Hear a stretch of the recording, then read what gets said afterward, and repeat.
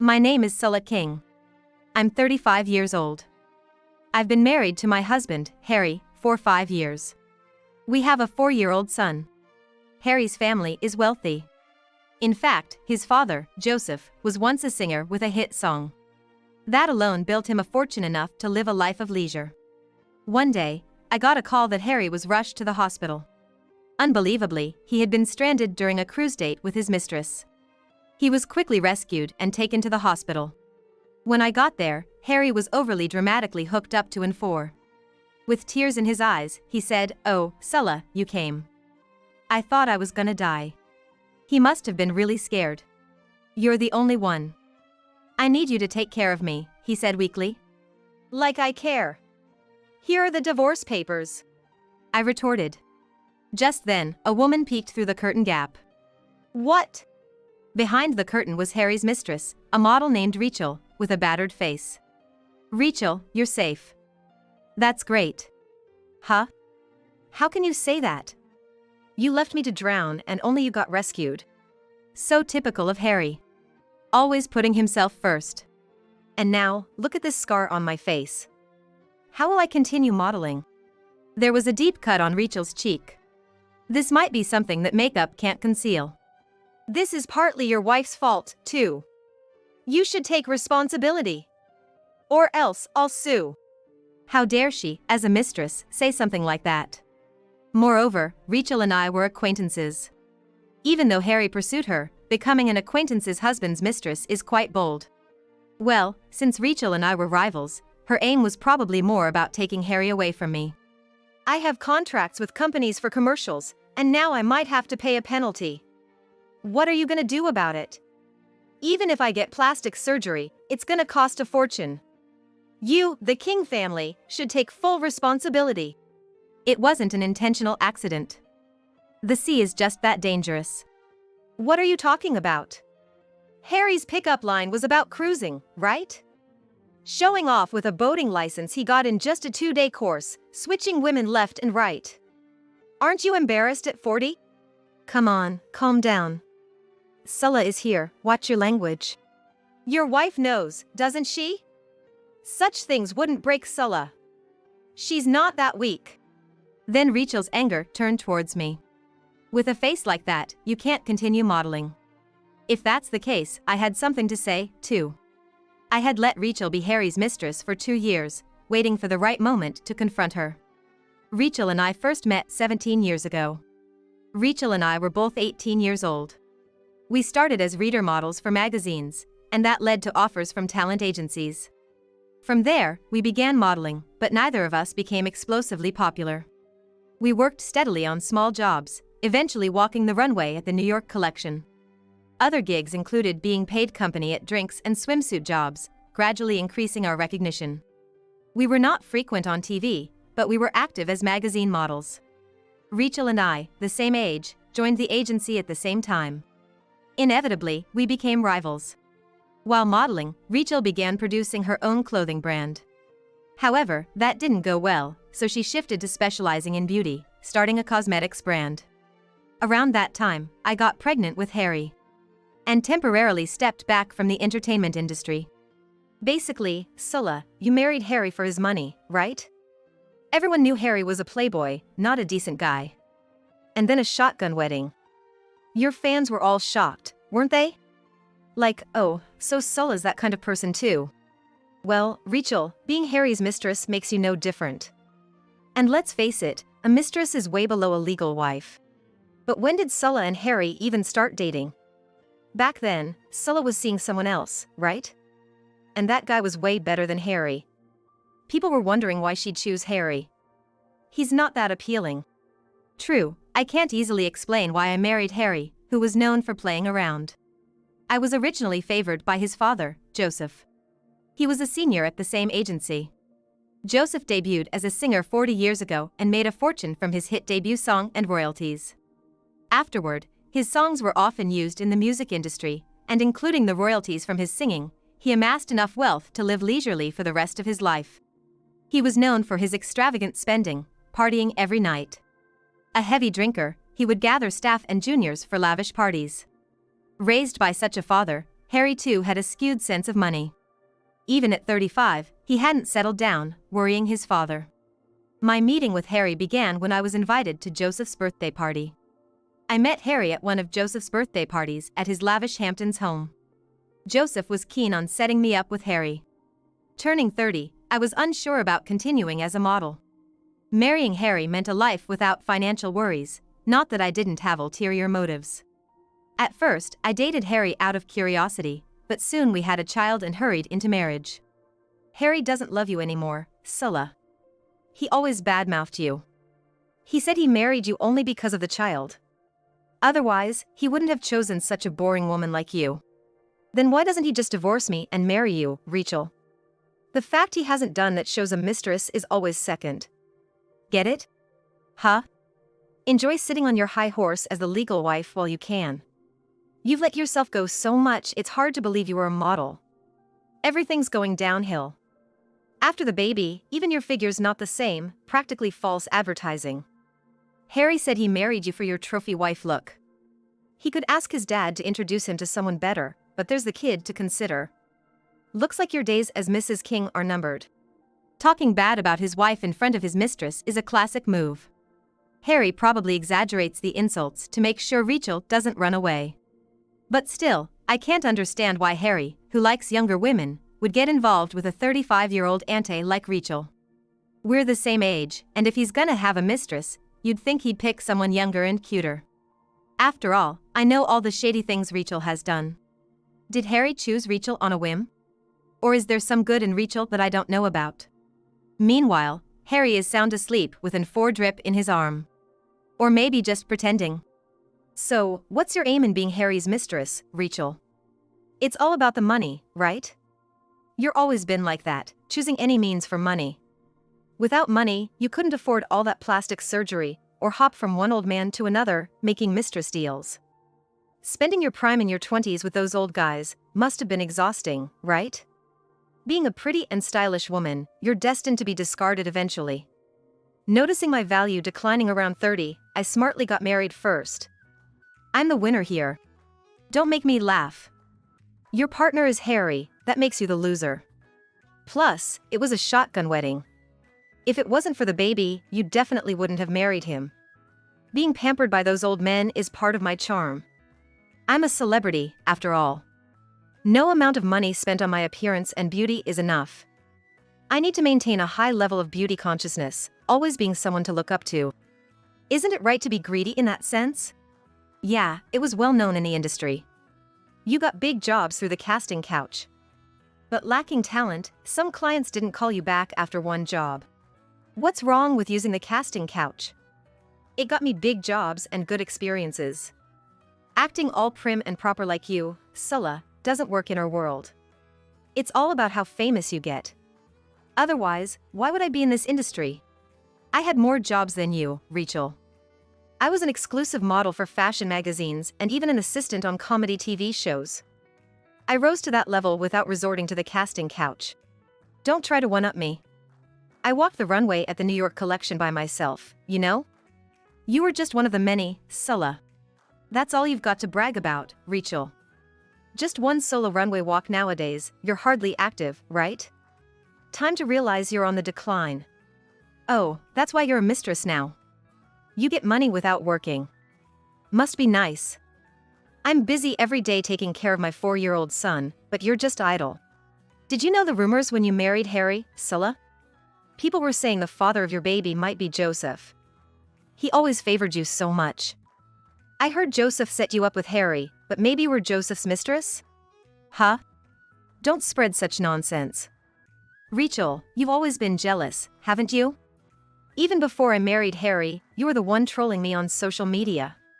Calling me ugly and fat, saying I got jobs through the casting couch, accusing me of not caring about my fans, saying I splurge on shallow men at nightclub every night. You've been non-stop trolling me every day. Every morning, you'd write nasty things about me, then search yourself online and get depressed. Thought you weren't caught? After I got married, I requested disclosure, so I know it's true. Then why don't you sue me through a lawyer? I wrote only the truth, so you can't. You might have thought you were popular with many fans, but you had a lot of haters. I was just the catalyst, everyone else was writing what they were thinking. Don't be so paranoid. You trolled not only me but also other popular girls in the agency. Venting your own lack of popularity by bringing others down is the lowest. Isn't that why you never made it big? The agency was even troubled by how to deal with you. Rachel was never the agency's top star, but she acted like a prima donna. Overconfident in her abilities and somewhat famous, she became arrogant. Rachel increasingly escalated, becoming choosy about her jobs. Frankly, everyone wondered, where does that confidence come from? First, she refused to wear swimsuits or revealing outfits. Entering the agency, the first job most models do is swimsuit work. It's a rite of passage that everyone goes through. I didn't like it either, but the agency's pressure left no choice. But without doing so, she wouldn't have been able to garner recognition or interest from men. Even as we aged, there was still a demand for us. Rachel had been appealing to her agency to focus on modeling for famous magazines and photo book jobs. Then, she expressed her desire to venture into fashion industry. Influencers, models, and idols often dabble in apparel or beauty products as side businesses. Rachel wanted to join their ranks. However, nobody expected Rachel, with her level of fame, to succeed. Despite this, Rachel established her apparel brand using her own savings and loans from the bank. In the end, Rachel, you're just half-hearted. Your apparel line was just lending your name, you weren't really involved in managing it, right? Then, when your designs were criticized as copies and you quickly shut it down, you unlearnedly jumped into producing a cosmetics brand. Again, just lending your name with hardly any involvement, making a percentage off it. But didn't you quit quickly after numerous complaints about skin irritation? What do you really want to do? You're just frustrated because you couldn't marry or have kids at the ideal age, right? Ideal age? What era are you talking about? We're in the modern times now. Marriage and having kids aren't the only happiness for a woman. So, you became Harry's mistress for that reason? It wasn't just any rich guy you wanted, but specifically my husband, right? You've always seen me as a rival, Rachel. That's why it was Harry. Otherwise, someone cautious like you would never get involved with a player like him. Don't flatter yourself. I never considered you a rival. You're not even in my sight. Then why Harry?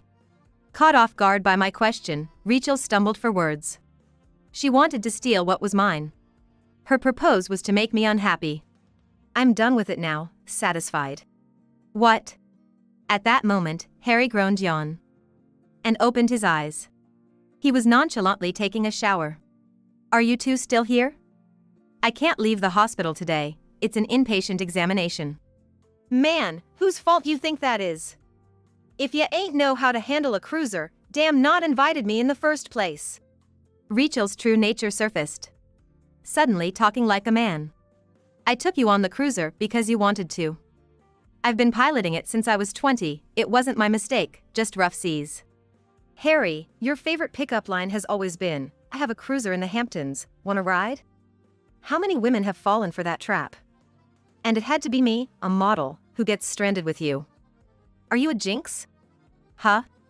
After making me spend so much money, and now you say this to someone weak from and for?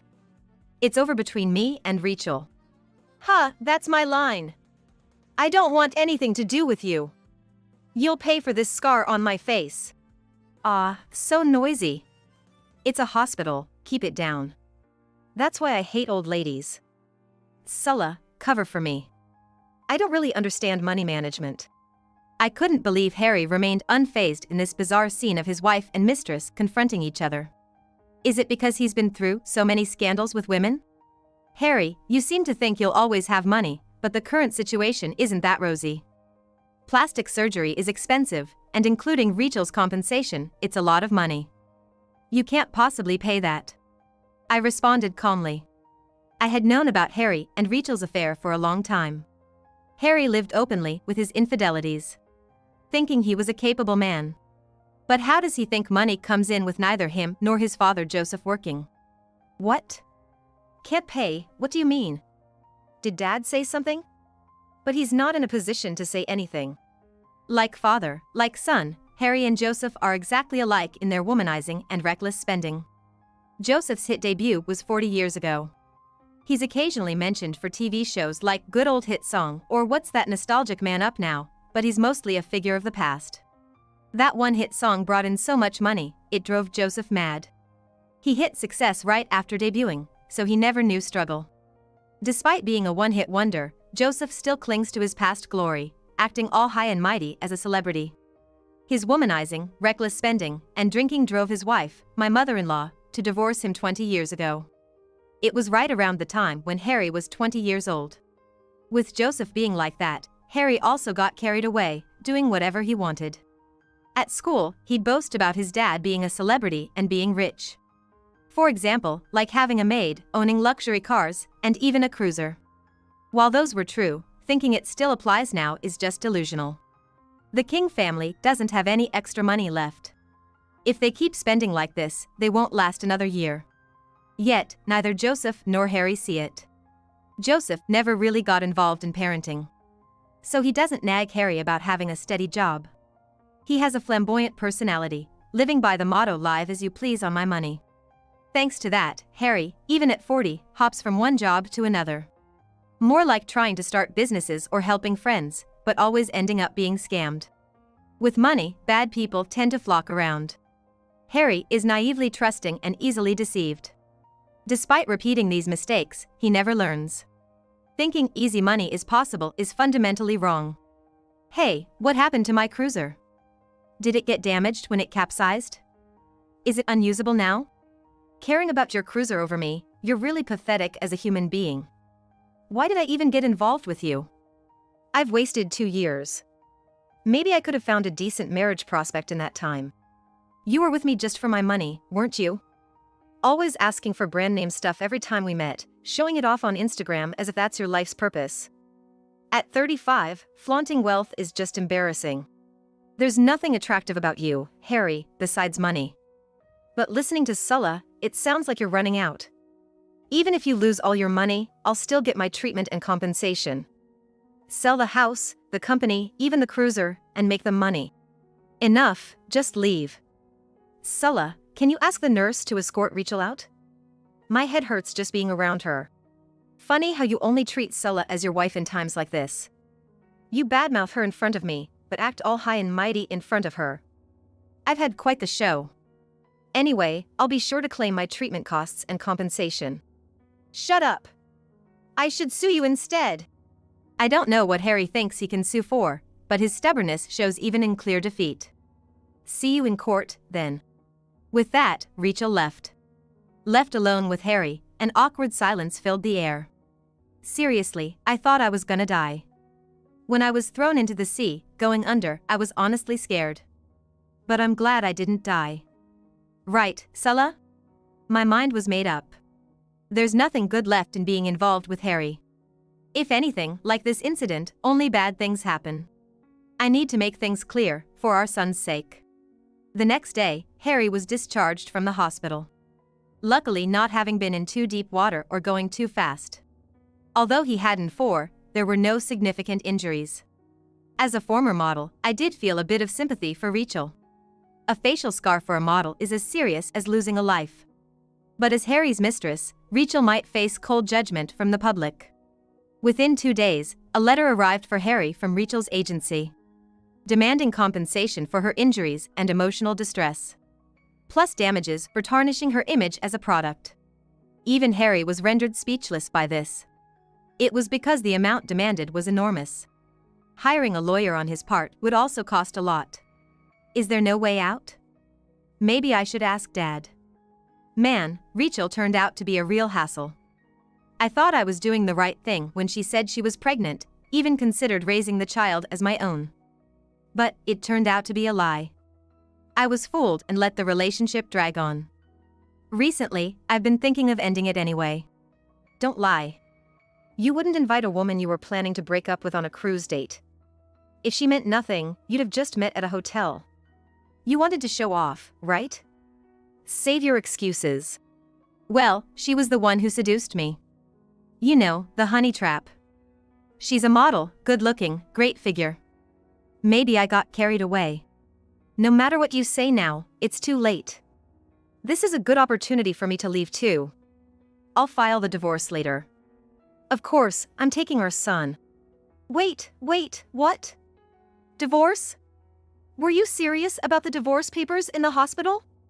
Just jealous because it was Rachel? I was trapped by Rachel too. Stop making excuses, it's embarrassing. The issue with Rachel was just the final straw. I've been thinking about divorce for a while. I can't keep up with you, Harry. Maybe being single suits you better? I'll make sure to get alimony and child support, so be responsible about that.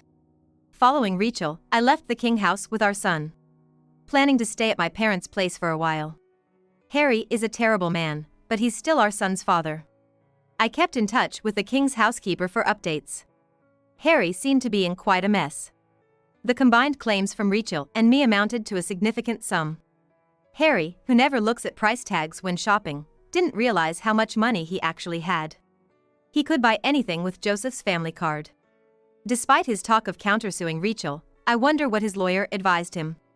In the end, Harry couldn't file a lawsuit against Rachel. Naturally, he turned to Joseph for help. But Joseph suddenly had a stroke and was hospitalized. He survived, but was left with paralysis on his right side. The medical bills were heavy, and now there were expenses for Joseph's care. Why is money always so controlling? Joseph might be thinking. With Joseph incapacitated, it turned out the Kings had almost no money left. I had previously warned Harry about our financial situation, but either he didn't believe me or just didn't care. Joseph knew we had no money, but he couldn't bring himself to lower his standard of living. So, despite being broke, he couldn't give up his lavish lifestyle. Unaware or pretending not to know, Harry continued his carefree ways with affairs, drinking, and eating extravagantly. He knew the truth, but chose to ignore it. This was evident since Harry had also accumulated debts. A life without money was unimaginable for him. He probably had baseless confidence that he could repay his debts. But faced with reality, even Harry turned pale. Unsure of what to do, he consulted a lawyer. As a result, the King family had to sell their land, luxury car, and cruiser. Joseph couldn't stay in the hospital forever. And he had to take care of him at home. By then, both Rachel and I were gone. Harry realized he had no one else to rely on. Those he thought were friends were only after his money. When times got tough, nobody was there to help or support him. Without the funds to place Joseph in a facility, Harry was left to juggle work and unfamiliar caregiving. I see Harry's situation as his own doing. I've been grateful to Joseph since his entertainment days, but his son, Harry, has caused me nothing but trouble. Joseph was the one who introduced Harry, which was the first step towards this failure. The one thing I thank Harry for is our beautiful son. That's the only thing I'm grateful for. We've been living off the mysterious money of the King family, but now it's time for me to work. I had just heard that Rachel was leaving her agency to start her own. When I asked to rejoin the agency, they quickly agreed. It turns out Rachel was fired. She had a habit of being late and sometimes left work early if she didn't like it. Still, Rachel was popular and had plenty of work. So the agency couldn't dismiss her. But her attitude eventually spread as bad reputation in the industry. Complaints from clients and partners became too much, and the agency couldn't protect her anymore. So that's why Rachel was fired. My timing was perfect. There was an anti-aging cosmetics commercial that they were considering Rachel for, being close to her 40s.